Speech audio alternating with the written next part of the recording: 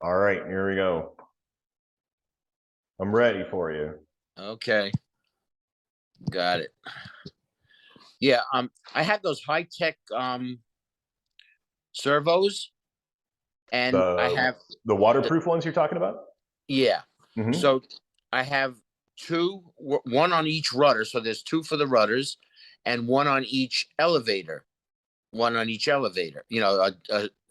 dive planes. Yeah. So they intermittently make a buzzing sound. So I put those override things on the servo arm, with the springs. Okay. Just in case the mechanism was hanging up, and it still does it. And I actually disconnected everything, and they still do it intermittently. Not one of them, but it'll switch. One may do it one time, one may do it another time. Is it possible if the battery is low, it could do that? Yeah. I mean, in my experience, anything's possible, but in my experience, it's more likely to be, like a signal issue of some kind. I assume you've got a servo tester there, right? Does it do it if you just use a servo tester? I have one, but I didn't do that. I'll try that. Yeah. I'll try 4 other servos. Just Give not it a put them in. shot, yeah, and see if it does that with it, because then you'll eliminate or identify whether it's the signal portion or potentially a power portion. Okay. All right. Yeah, because it's driving me nuts, because I don't want to let it do that, because that'll either burn out the motor in the servo or kill the battery if it's constantly trying to center. Yeah. I understand what you're saying for sure. Yeah. So I'd say give that a shot and see what it does for you. okay. Hello, am I on? You are. Hello, Warren. there. It's good. It's yes, good you in made my it. experience, the teeth are jumping cogs. The motor teeth are trying to jump over some bad tooth, or it's in the gearing. Take a look at the gearing. But Bob's suggestion about the servo tester is the first thing to do. Those servo testers can save you a lot of problem. Yeah. Mm-hmm. The servos are brand new. I mean, they haven't been even in the water yet. And there's 4 of them. So the likelihood of it happening to 4 different servos, a bad tooth or something, is probably unlikely. I'm thinking more of the signal thing that you were talking about, because they're both set up maybe 2 feet from the radio, and Okay. they both have Y splitters on them. So maybe something is happening in those 3 connections. Yeah. But I'm going to try with the other servos and see what happens. Yeah. Every once in a while, I'll get that. I don't know. In my experience, if the servo's not fighting itself, it seems like it's more just trying to center, properly. Yeah, that's why I don't know that it's damaging to do that. I wouldn't know enough, but it's obviously annoying, so you don't want it to happen. Yeah. Well, that's why I tried putting those overrides to give it a little chance to center on its own, but Yeah. it still does it. And I'm not worried about something happening, because, like I said, I have redundancy. If one rudder goes out, there's still another rudder. If one dive plane goes out, I still have another dive plane. So we'll see what happens. I'll try that other servo thing. Yeah, that sounds like your best plan of action there for sure. And it looked like a nice servo. I mean, they weren't cheap either. So no, they're like $50 or $60, and the big issue is they're hard to get sometimes. Yeah. The availability is starting to get a little iffy. Yeah. I am actually strongly considering going back to my mineral oil waterproofing methodology, because in my mind, if you spend $5 on a servo and 20 minutes of your time, you're still going to come out ahead if anything were to happen to it. Yeah.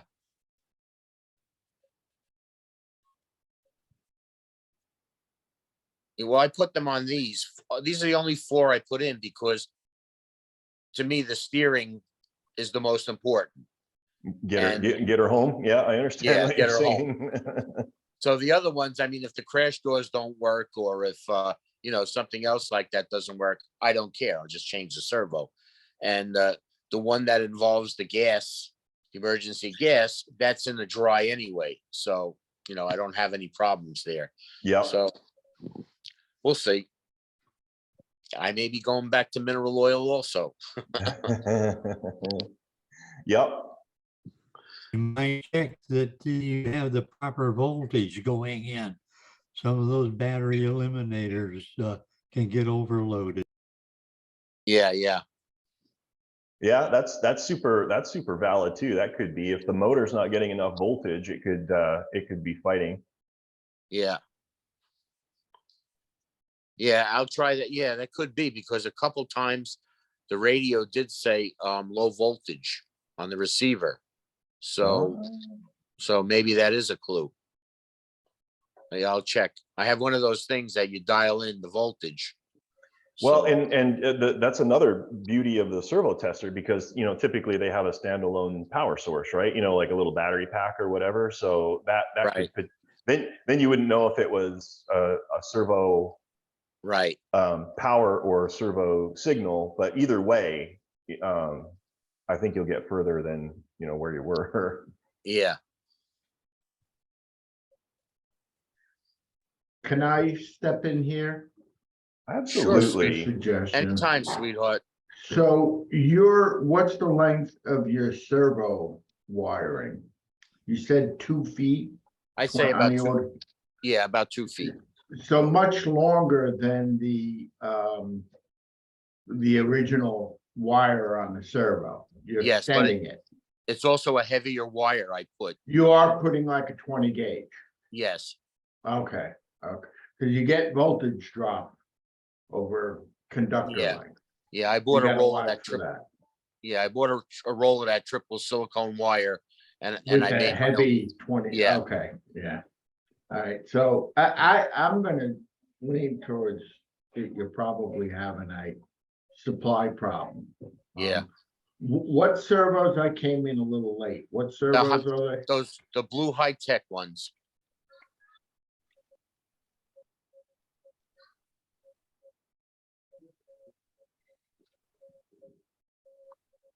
Oh, yeah. You're talking the big ones, right? The larger ones, not these? Yeah, the bigger ones. Yeah, The standard size. standard size. Yeah. Yeah, I just received 2 yesterday. Cause I have Bob knows the Amazon waterproof. No, you muted yourself, Ed. I elected to be proactive and replace all 5, stern, rudder, fair water, blown vent. Yeah, with and some shutter doors with the standard high tech. And you think there's a problem? Bob, have you ever experienced a problem with them? With the high techs, no, they've been Yeah. actually, I shouldn't say that. Jason and I had a DOA high tech servo out of the box one time that we've probably used 10, I guess, maybe in our various builds so far, and just the one has given us grief. And it was dead on arrival. It didn't do anything when we plugged it in, and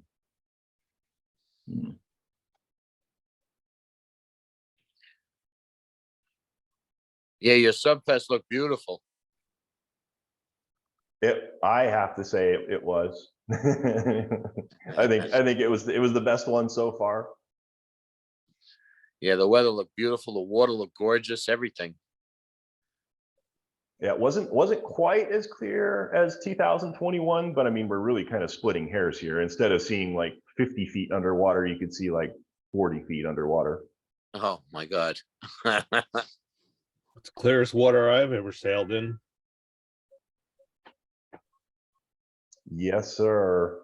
Well, you definitely had 16 feet of clarity because up on the diving board, you could see the features along the bottom and the 16, was it 13 or 16 foot depth or whatever that is? Yeah, I think it was 13 or something like that, but yeah. But you can actually see the features.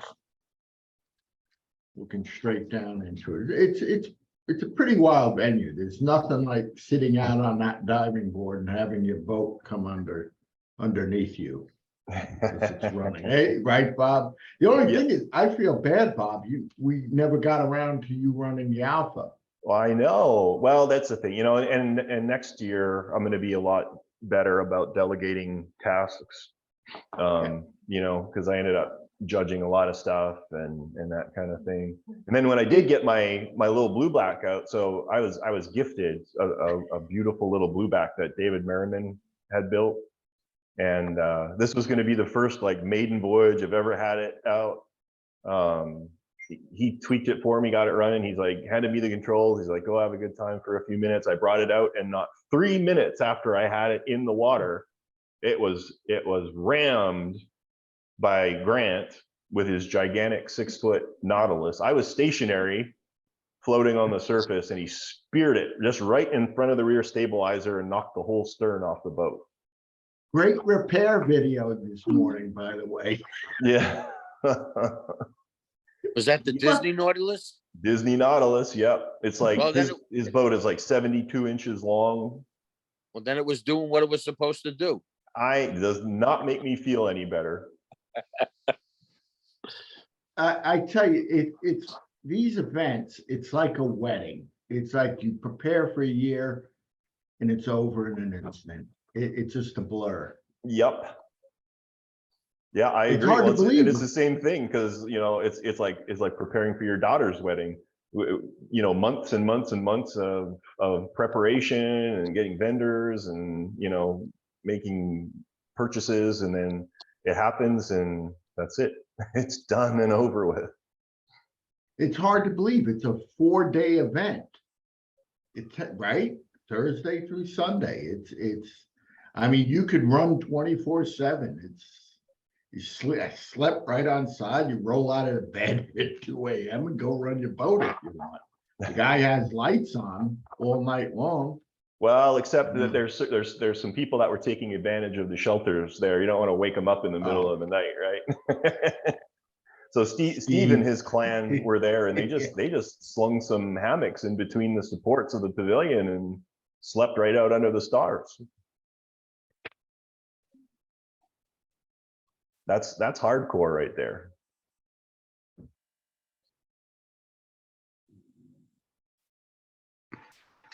Everybody got their boats back. No transit damage or anything. Everything was good. Everything was good. Awesome. First time I used the boxes I made, worked great. And did Vaughn got his Monsters Typhoon back okay? I haven't heard anything. So I'm He assuming did. he's a-okay. Yeah, he did. Awesome. There was nothing on the news, so I assume. Yeah, I think we would have heard about gigantic submarine crashes into overpass or something like that. It would have made the news somewhere. The fact that he has a couch inside that thing, the man cave, it's the ultimate man cave. Well, did I hear What's it right, made Steve? You had your couple of your kids slept in there overnight, didn't they? Enoch slept in it the second night. Well, Saturday night, but and I think Nathan ended up going in there a little bit too for part of it. Hell, I would have. I think it'd be perfect, like a little cabin.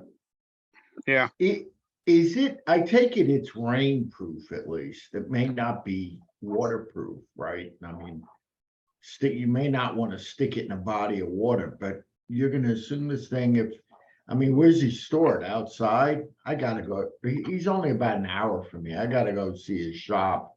And see, you know, maybe I can convince him we could do a shop tour next dive trip. I'll go up, get him on, and we'll do because it's like, what is it?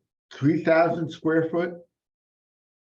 I think It's it's big. bigger than He that. suspends that thing from the ceiling of his shop. It's like it's a 100, if I understand, it's like 100-foot pole barn.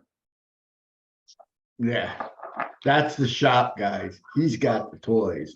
And he has a private, or not a private, but he has a pond right out back.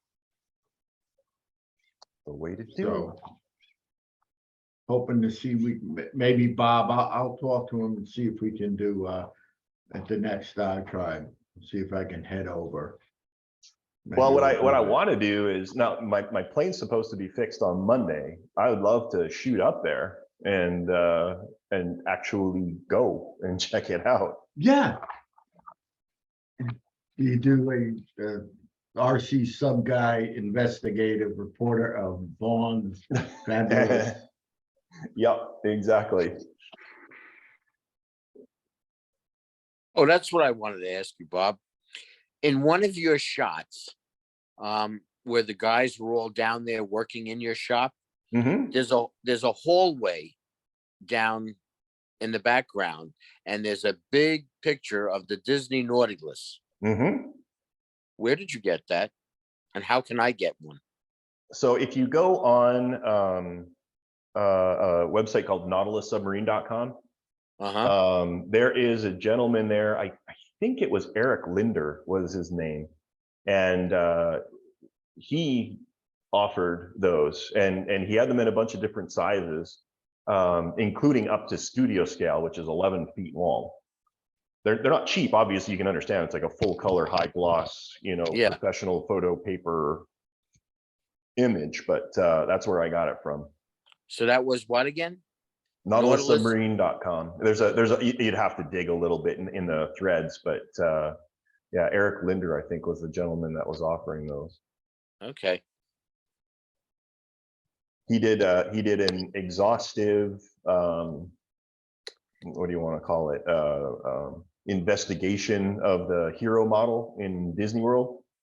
And so he took like a whole bunch of like photos and high definition photos and composited them all together and color corrected them, so it was like exactly like the model and all sorts of stuff. Yeah, that was pretty impressive. I saw that. I go, oh my God. Wallpaper. Yep, exactly.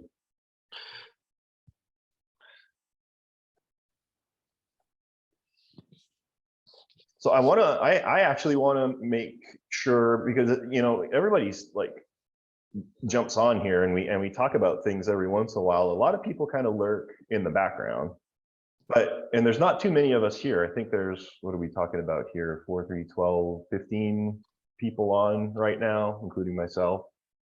We should just take like a couple minutes. I want to know what everybody is like working on from a project perspective right now. What's on the bench?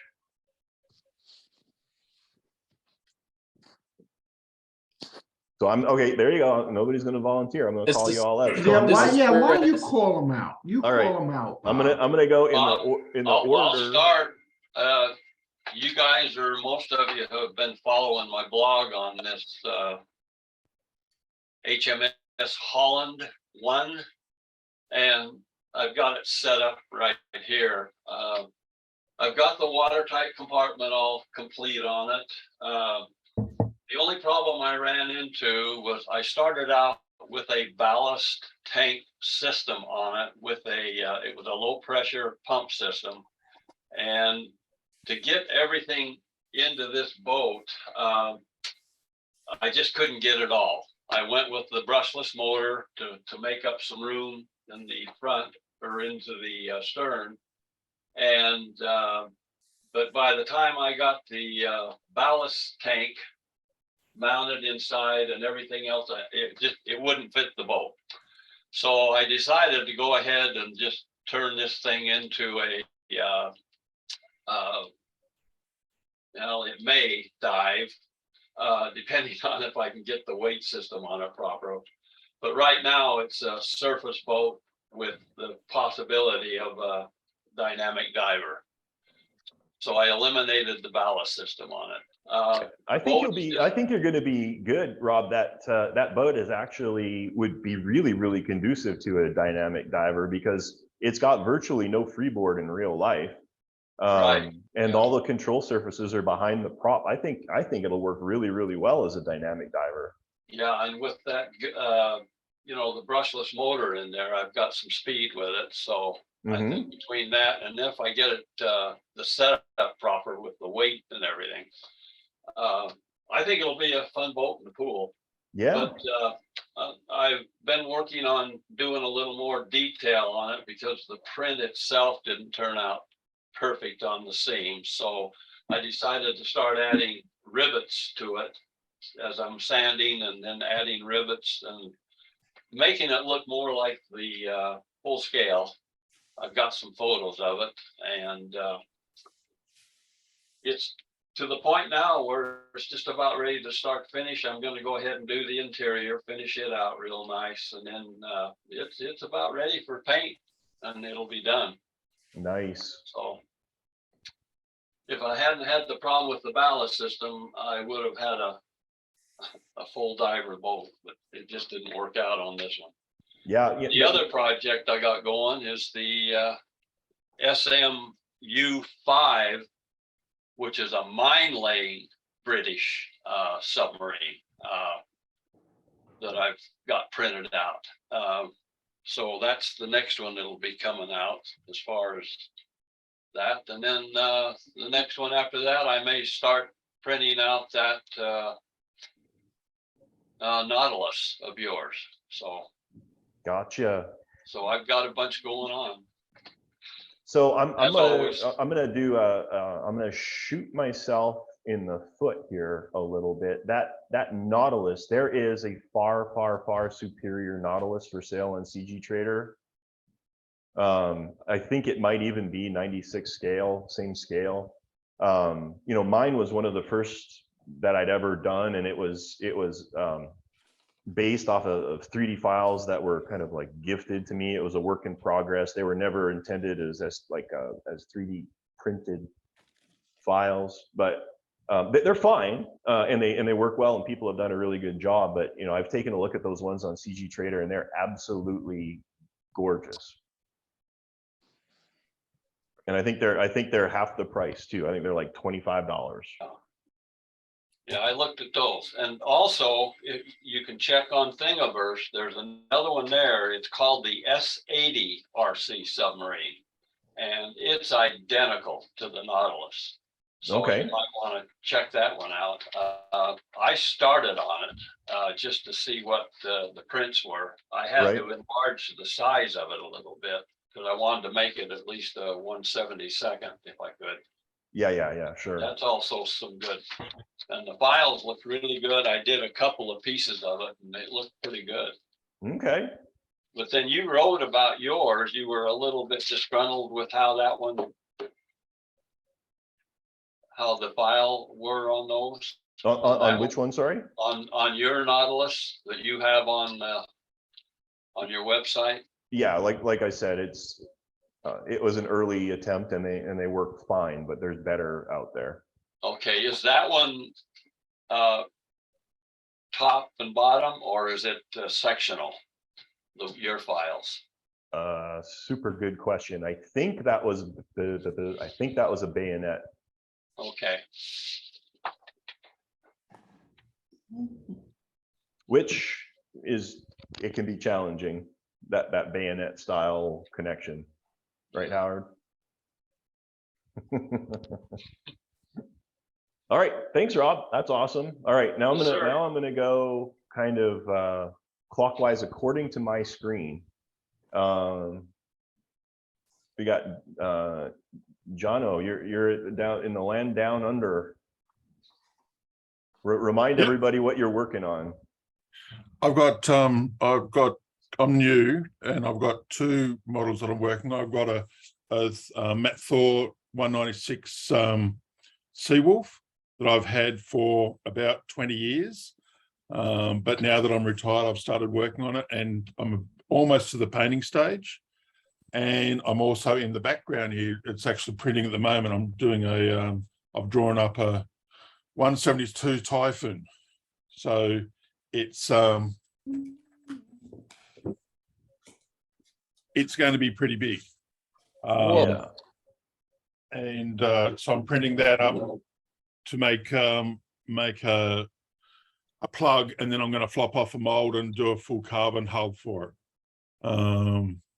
Because it's a bit too heavy as a printed file. So that's about where I'm up to. Hopefully I'll have the full plug finished in about 2 weeks, and then flop the mold, because we're just coming into summer here, so I can start doing my resin work outside in the right sort of temperatures. Yeah, there was a 72nd Typhoon at Subfest. That was the one that Steve printed for Vaughn. It's a significant boat. It'll be fun. Yes, it will. Good deal. Well, Warren, you're next. Yeah, are you working on anything right now, or are you in holding mode? Well, hello. Okay, there I'm on. Well, it's really hard to tell. I've got a number of projects, both sub and surface boats I'm trying to work on. And then I'm trying to help Steve Roscoe with battery charging and gas reservoir charging. He's been having problem with that. But I guess the biggest thing is I'm working on the 2 boats that I got from you about 18 months ago that have been apart on a table since the fest last year. Okay. So I've got a lot of things, and then my daughter just moved in about 5 months ago from Nebraska with 5 dogs. So I'm trying to do the integration of all of that. And I just got a ton of things going, but I'm doing the best I can and all. But I'm still upright and still moving. And just keep at it. That's right. That's it for now. Cool. Yeah, those 2 boats, that was I'm trying to remember, that was a 96 Nautilus, which was absolutely gorgeous. And then there was that 35th scale Type 23, if I remember correctly. I can't say it right now, but I think it was a German Type 23. Yep. Yes. They were both about the same length and had the same WTC in it. Mm-hmm. And that sort of thing.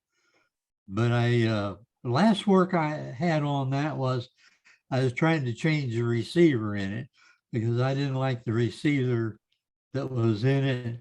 And I was trying to stuff a Futaba dual conversion receiver in there. And with everything else that's in there, that's a tough job, but nevertheless, that's more specific what I'm trying to do. There we go. All right. Cool. All right. And Howard, what do you got going on? Remind people of the things you've got happening. Well, my poor boat at Subfest, as you saw, I'm not a very good driver with a lead foot. So it came back to the shop at Bob's shop in need of desperate love and care. All sorts of things broken and banged up. But it survived and I had a blast. And thank you to all of you who I met there who were supportive enough given my spaz driving.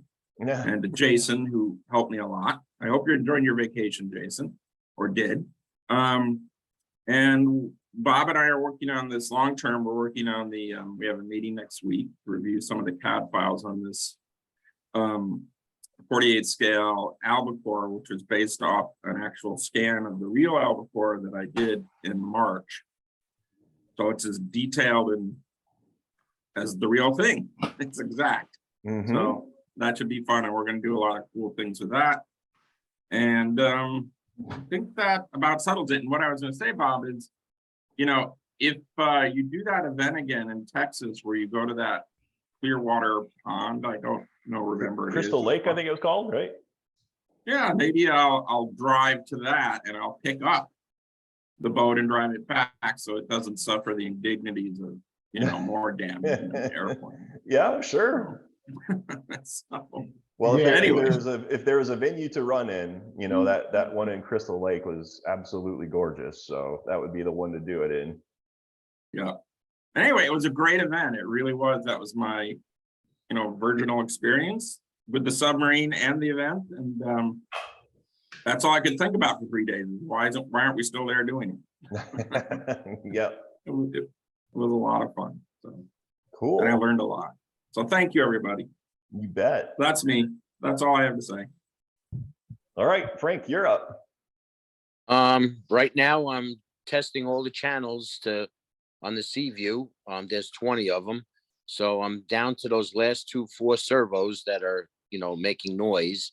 And other than that, she's ready for the trim tank again, because I've relocated a lot of things, especially the batteries went from the sides to the bottom. So hopefully that changes everything for the best. And then right after that, because I'll be outside, I'll be doing some of the finish work, just a quickie paint job right now, because Ray wants to do a photo shoot on it in Lake Ronkonkoma, which is, in central to us on Long Island. And then after that, during the winter, it'll be put in the missiles, the torpedoes, and the finished paint job. So that's about it there. And everything's going well. And you've got obviously you've been working on the Sea View for a while now, but you got some other projects on the shelf too, don't you? Yeah, there are, but I promised myself, because I know me. So until the Sea View is completely done, I will not touch another one. But the Disney Nautilus is next. There you go. I'm collecting all the materials for it, so I can just jump into it and just assemble it. And that's about it. And other than that, Sea View is going beautiful. Awesome. We're looking forward to it. You're going to need to let us know when it's going to have its inaugural voyage, so that we can make plans to come out and see it. Yep, you'll be the Frank, first to know. Would you bring it to Subfest next year? After what I saw this year, I was seriously thinking of it. So we'll see. It's leaning more towards past the 50% mark up to the 55% sure that I'm going to do it. So the problem with that boat is the transportation. That's the key issue, because it's 104 inches and I have a 2-door Jeep. So we'll have to, I'm thinking of a roof rack with one of those type Huel roof carriers, but I'll make it custom to fit the Sea View, so that it's up there and windproof and rainproof, and and it'll be a lot easier. That's the way to go, bud. Yeah. So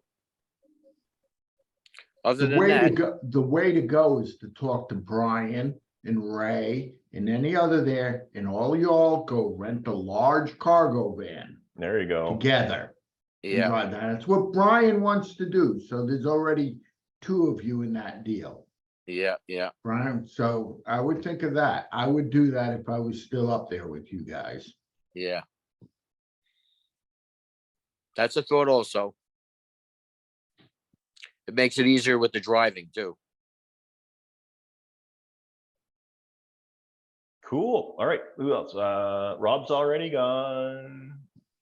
All right, Ed, you're up. Oh God, here we go. Oh, this is I saw PG that. rated. I still Can love you read code? Yeah, I still love Anyway. it. Yeah, it's been a fun year, because as you know, Bob, I've been back to experimenting with that Jetty radio. Took a lot of time to figure out how to get it to control pitch, and I'm still working on that.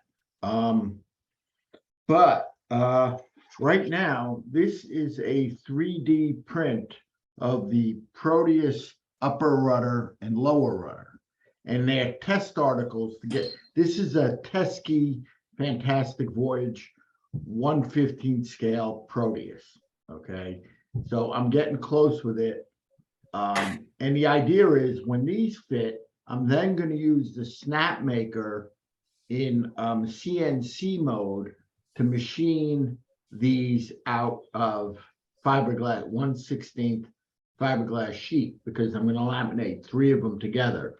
That way I can actually make the veins in the middle sheet and the outer sheets be open. And also the way the produce's upper hull is gonna go, this is where it's gonna fasten with a screw into the large back area where the rudder is. So that's where I'm gonna break the hull. So the Proteus, about, I keep saying this year after year, it's about 75% there. It's basically final assembly and painting and body work. Got to do body work. And then the other project on deck is Crick U-25, which is a matter of assembly, and the USS Key West, which is a 1/48 scale 688 Flight 2. Everybody saw the USS Oklahoma City that Bob Schroeder brought. And you know, it's funny, the thing is 96 inches long. And then you put it in the water and it looks tiny.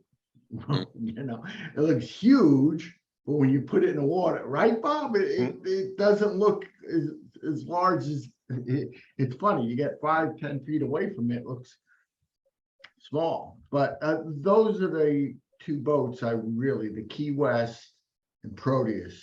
Proteus would be an excellent night boat at Cohutta. So that's the goal for next year. And I have no excuses now. I have parts for everything. You know, there's a line after that. You know, after the Crick and the Key West and Proteus, I have the Vanguard. I have the Grant, an FBM. I have 148 Nautilus. I have 148 Disney Nautilus. So I have that. I got many years of work left if I ever get off top dead center. But those are the 3. All right. That's what I meant, Ed. All right, Maury. Oh, there's Maury. Maury, you're up according to my order here. Robert, I continue to struggle with my Type 9 WTC, which, as you know, has some age on it, and keeping the cylinder components together. You know, we talked to, in the past about Gorilla made waterproof tape. Well, that's great until things start to separate a little bit, and then you have to make a career out of getting the gunk off of the WTC. So I'm working on that, and then I'm back to the old problem with as we experienced while you were here. You solved it, but now it's rearing its ugly head again, where the pump on my upholder, I'm taking water in, I can't get rid of water. So I'm struggling with that. Okay. I continue to work on detailing the hull of the upholder. I thought I was finished until I saw the photos of the boat at the trim party, which really leads me to a question about, is there a standard for detailing, for coloration of the upholder? I see a multitude of variations. They all look great, but there's got to be one that's more accurate than the other. So when you say coloration, are you talking about like the overall color of the Well, no, hull? I'm not talking about the overall color of the hull, but I'm talking about the trim. Oh, yeah. The vents, the hatch covers, so on and so forth. That's a good question. I was fortunate enough years and years ago to visit the HMCS Victoria. Yeah, you were in Vancouver. Yeah. When in Victoria, but excuse me. Obviously, she was a Canadian boat. But having said that, I think it was basically taken directly from the British at that point, because she was in dry dock Because as soon as they got it, they put her in dry dock and they started working on her for like a year and a half or something like that. Well, they had some serious problems. Well, the issue is they didn't like it the way it was, and so they wanted to upgrade all of the software and hardware, for fire systems, and update a whole bunch of stuff. Well, didn't it break down on its maiden voyage? I don't know if it was Victoria. It was, I think the Chicoutimi caught fire. It was a good deal. Yeah, it caught fire and it had to be towed back, if I remember correctly. Yeah, they've had varying degrees of difficulties with all four of them. And, one of them caught fire on its way over from the UK, and actually, unfortunately, a lieutenant lost his life fighting the fire. But as far as colors, there's a ton of pictures of them online. I was fortunate to stand on the pier next to Victoria, looking at it right after she came off of a dry dock. And the color variations, just looking at the tiles, is amazing. So it's almost hard to go wrong. You almost have to pick an era and pick what you want. Is it right out of the paint shop, or has she been at sea for a while? Yeah, I get that, and I'm pretty good at weathering and so on, but I just have to think that at one point in time there is a scheme. And I know that changes, but at one point in time there's a scheme, and it'd be nice to know about that. And I've seen every photo online of the upover, as everybody has, I'm sure. I have a whole bunch that aren't online. I'll dig through and look. But it's such a beautiful boat, and I just want to get it right. Yeah, and I have a couple of boats here, or a couple of books here on Canadian submarines in general. And don't ask me why I have this weird fixation, but I'll look through it and see if there was anything about the paint schemes. And yeah, I mean, the Royal Navy probably has something on record of what they did, but the boats didn't serve very long. So I'm sure it seemed like a good deal until I found out how much damage had been done to them, just because they were poorly laid up by the Royal Navy. So they were pretty beat up by the time the Canadian Navy got there. They were old. Yeah, well, they were old from sitting. Yeah, because they were retired way ahead of their time. Yeah, weren't they built in like 91 or something? Yeah, at the time they were the state of the art in diesel electric boats, though, and their fire control systems were good. But to Bob's point, they yanked them all out. They changed, as far as I know, they changed the torpedo tubes, because they had a warehouse full of Mark 48s sitting around from the O-class subs. And so yeah, it's kind of like the KISS principle in RC submarines. They violated that tremendously when they bought their new boats. So yeah. Well, thank you. And then I was fortunate enough to be the big winner of the Los Angeles class. Yes, you were. So I'm waiting for Bob to make his next trip up to my neck of the woods to pick up his son and bring that boat along. I got news for you, buddy. It ain't fitting in my airplane. I'll see you at the airport, Bob. No, it's not fitting. I'm sorry. It isn't. Sling it under the airplane and look like a fuel tank. It's like 7 feet long, right? Yeah, do it like a beaver, Bob. Just strap it on the float. Yeah. No, she is a big boat. It's maybe, gosh, what, 8-10 inches in diameter and like 7 feet long. Yeah. You're gonna have fun working on it. It's beautiful. It's I know it is. Yeah. It's just a logistical problem, Bob. Yep. So yeah, we'll figure something out. I honestly think we'll be able to ship it for pretty economical price. Whatever works. Yeah, did Maury, did you get pictures of that? I looked it over. It's a De Boer hull, same as mine. It's Flight 3, and you have all VLS tubes. The shutter openings are cut out. The only photo I saw of it, Bob forwarded to me, was, I believe, standing on its bow in his shop. Yep. Yeah, well, it's definitely a Flight 3 and it has bow planes. I can't wait to see it, frankly. I really can't.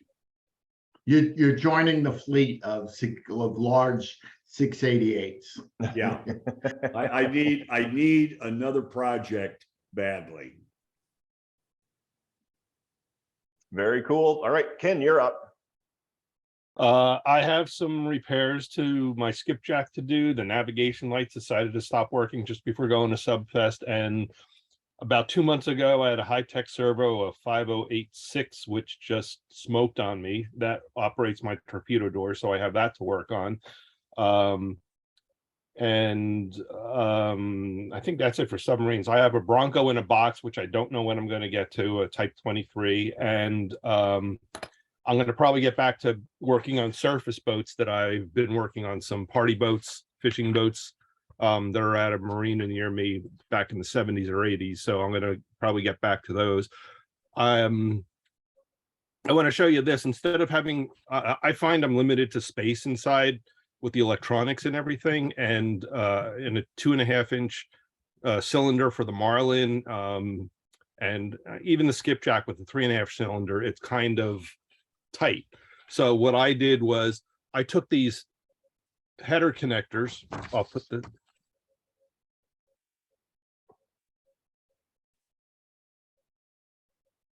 if you can see that. Yeah. Okay, I took these header connectors, and you can buy some circuit board online, which basically has rows of copper on one side. And if you solder 3 of those headers together and you connect your servo, plug your 3 servos and your supply wire from your receiver into there, you basically have a Y connector that big. Yeah, those are standard 100 mil center, 25 mil square, Right. Samtech pin or Milmax pins. You could get them on Amazon, right? Yep. Is that where you got them? You get rows and rows. And Yeah, cut you 'em. get rows and rows of them. I just happen to have a lot of circuit board stuff, so I decided to make some of these. I've sent some to David, and he loves them. They're great. They're yeah, great. That's a good, it just, good call. it definitely eliminates all that wire that you have, in a Y connector. So I find it good for power distribution in the boat, you Yep. know, for grounds and. Yep. So that's it.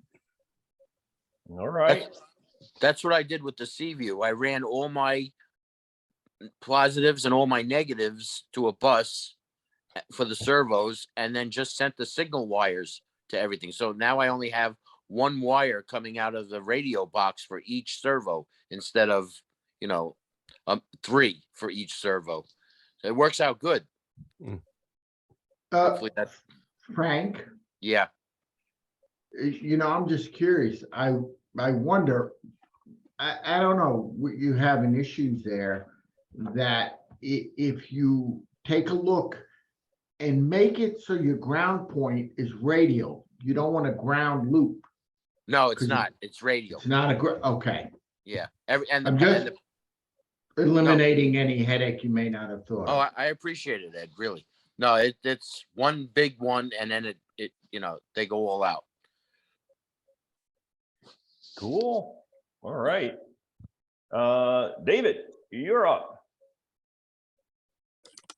Well, for me, I'm just working on my big 7.5 foot Japanese sub. I discovered some instability in the sub because the lead acid batteries are standing straight up, and then when you make a turn, it leans over to the left or right. So I'm removing those, and I'm going to use plastic dip and dip my metal hydride batteries in that, and then I'm going to put them in the sub low to keep them keep the stability there, and then retrim the boat. And me and Steve discovered that there is a limit to the flexibility of Starbond, the black glue. we had both thought that it would be fine to glue the my angle boat, the pressure hull, and it just started ungluing itself from the fiberglass.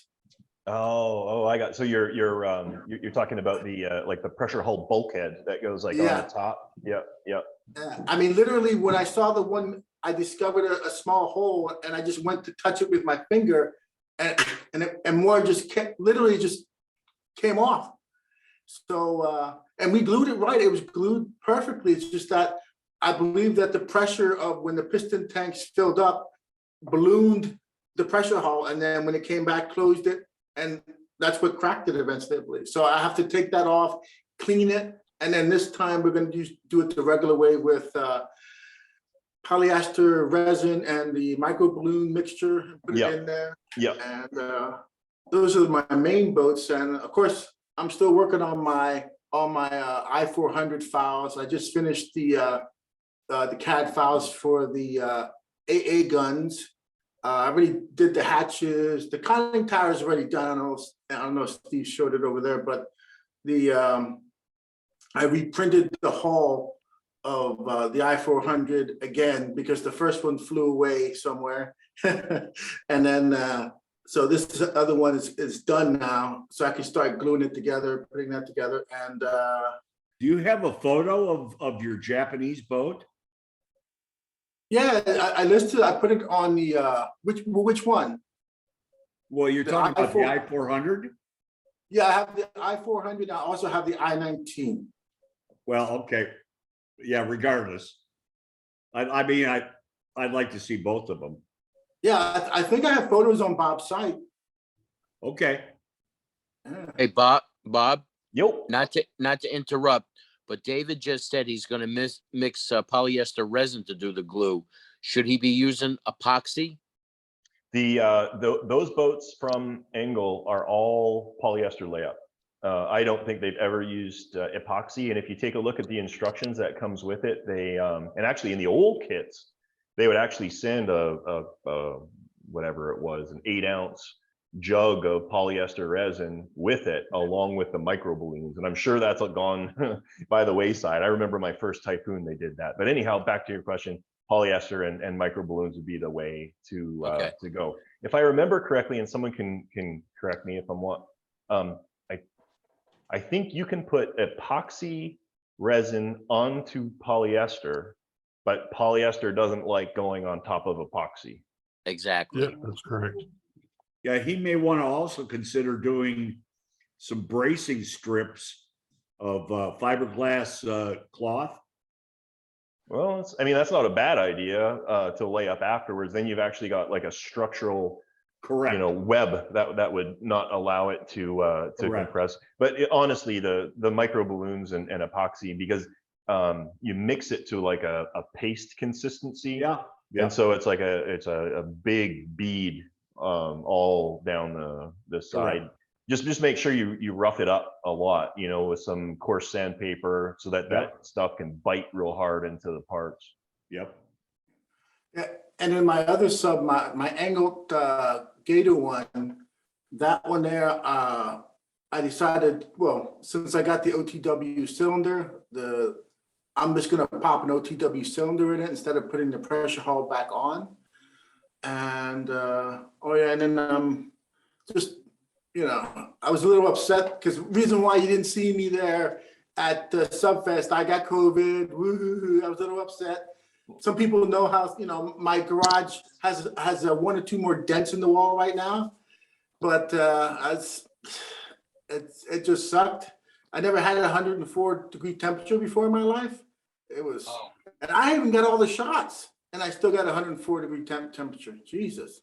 COVID. But and other than that, sub-wise, that's about it. 104-degree temperature. I have a 140 scale. Well, yeah, I have a 140 scale Type 21, which I have to make a new bow for it, the 4 inches of the bow, but that's for later during the winter time.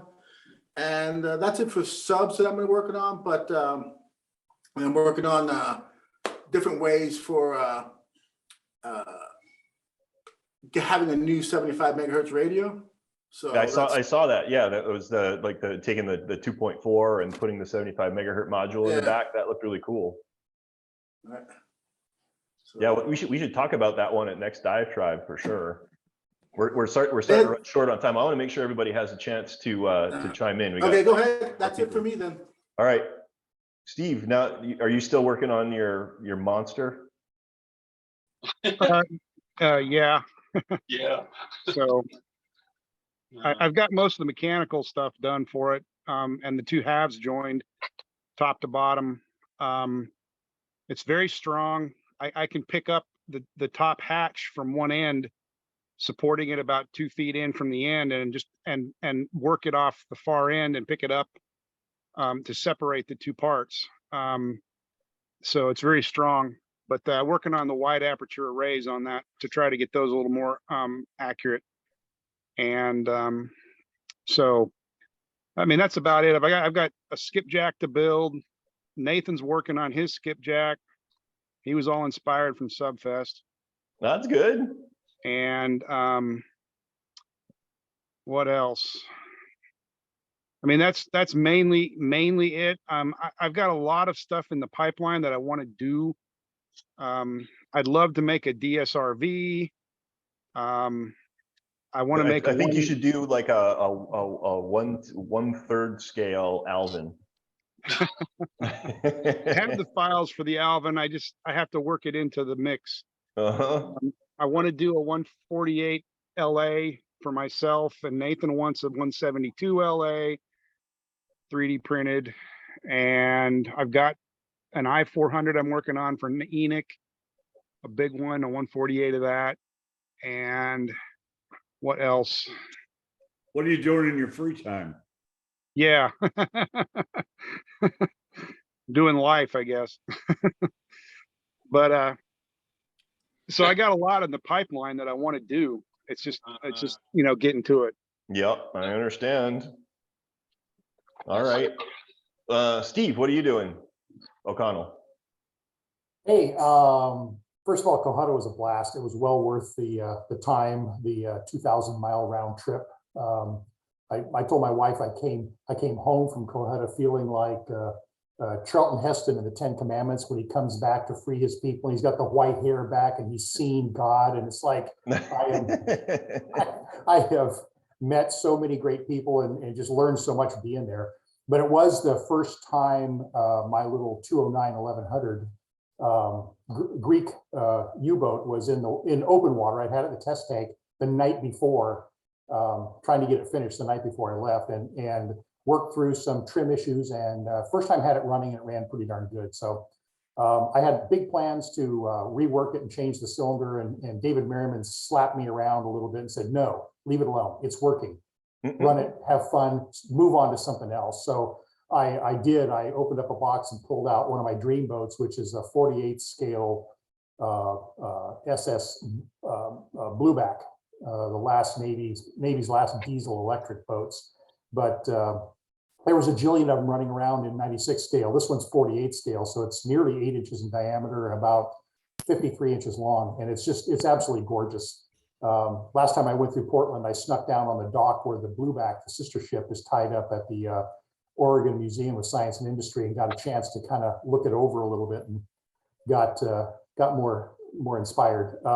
Temporarily, I'm going to clean up a few details on the 209 so I can run it next weekend at our local Dallas Boat Club fun run.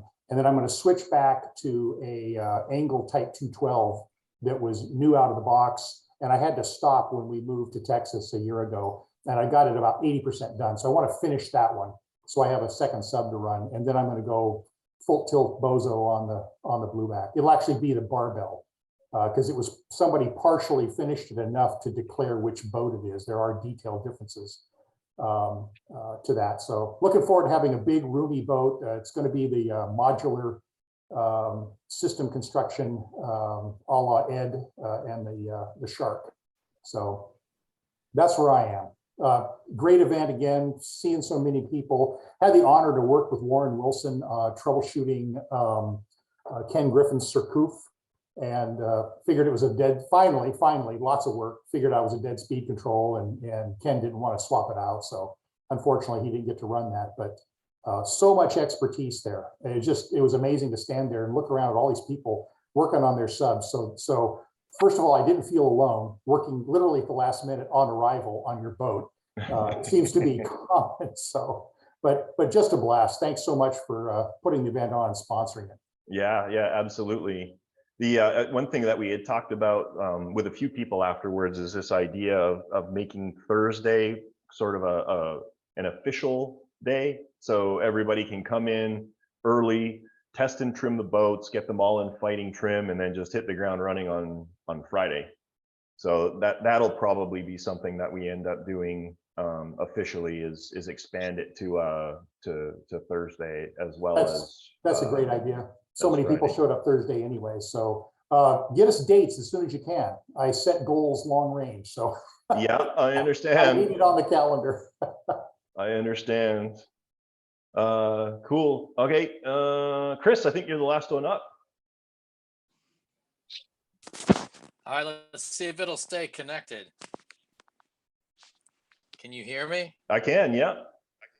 Okay, cool. Because I get crummy sound here right now. I'm working on a 148 Baleo boat, and I got my sub driver in. Let's see if I can get around here. Wow. So There you I go. was Yep. I was working on my dive planes here, my forward dive planes, but I got distracted now that I have this, so I've started getting it squared away. David gave me some advice on getting the hull to come together, so I've got myself a strong back here to pull it together, because it's about maybe an inch and a quarter too wide. Gotcha. So it's going to be a good winter project. Nice. All right. Well, I am going to finish things off. This tribe went quick today. I'm going to finish things off with a couple of things I picked up here. Oh my goodness. Yeah, Steve's going to remember this. So I don't know if you guys are familiar, but October's Breast Cancer Awareness Month.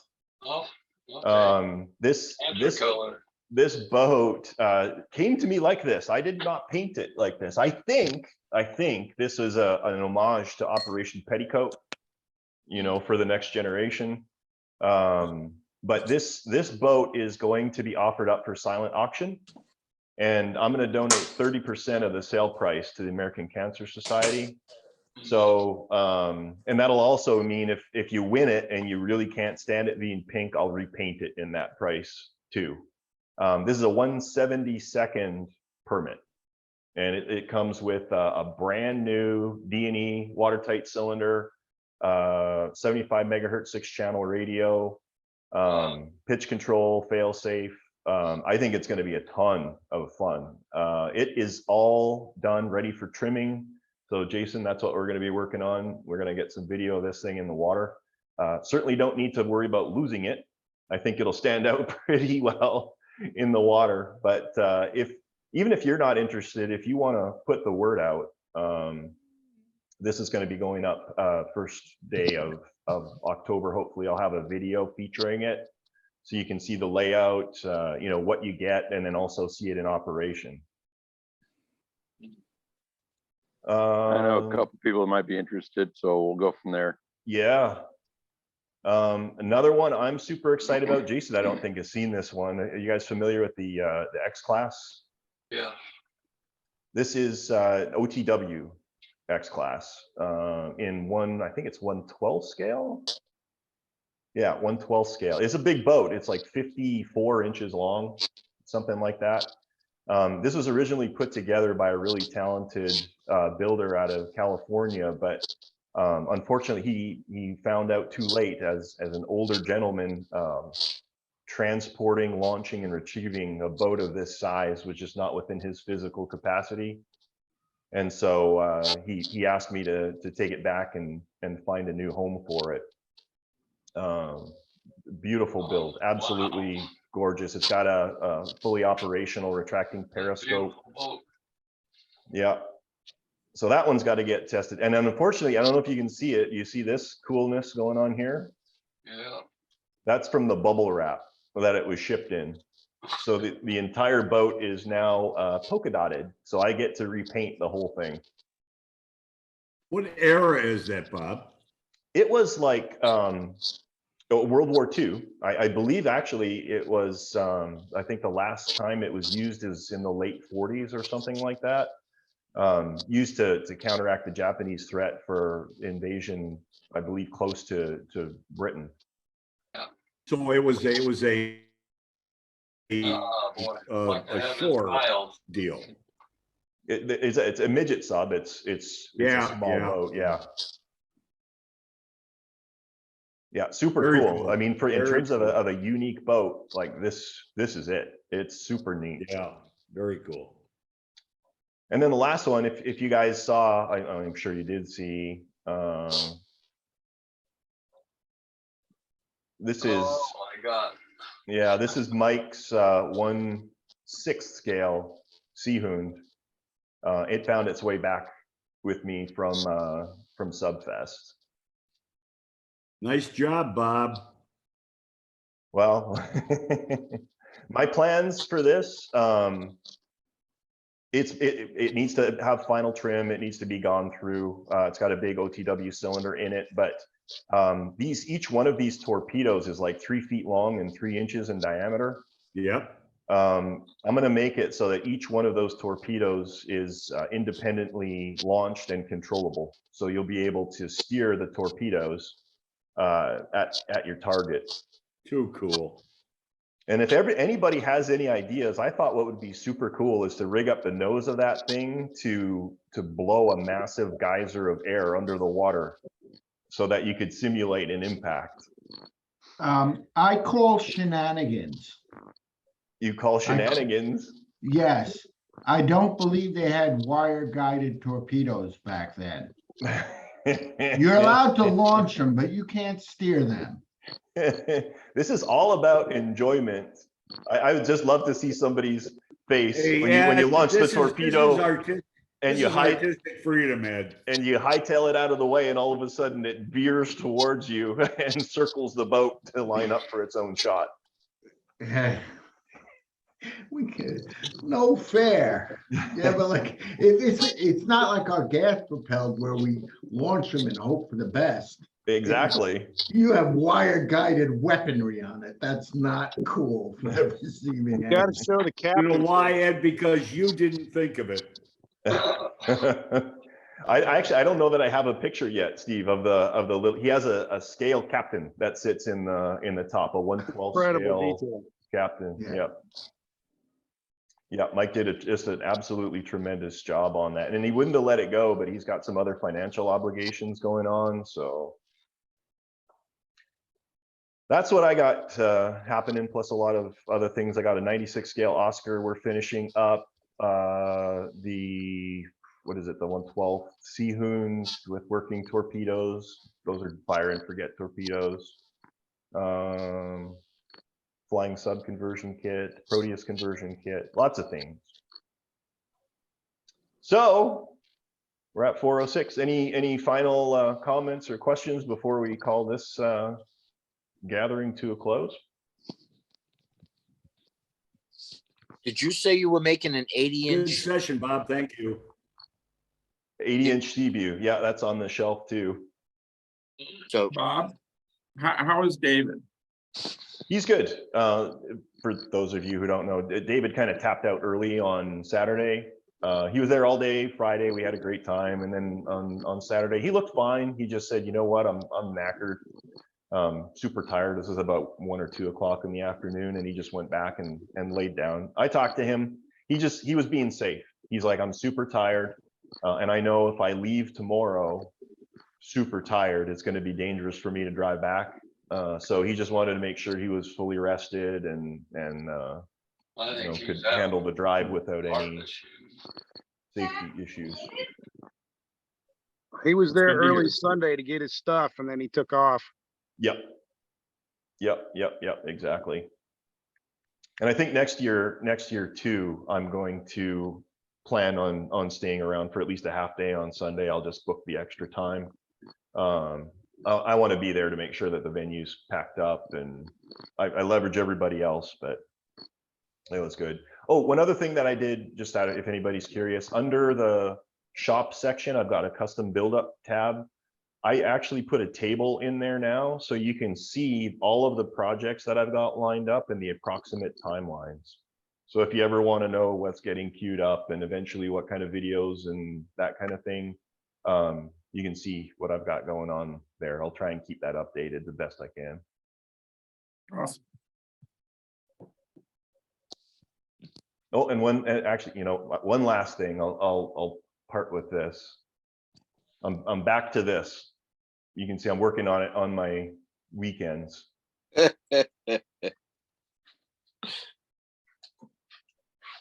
So this will be a 3D printed files that you can download, and I'll outline the conversion process to make it fully functional too. Lots of people have been asking me about it, and I've had it on the shelf for like years, so it's time to finish it up. All right, with that, I will let y'all go.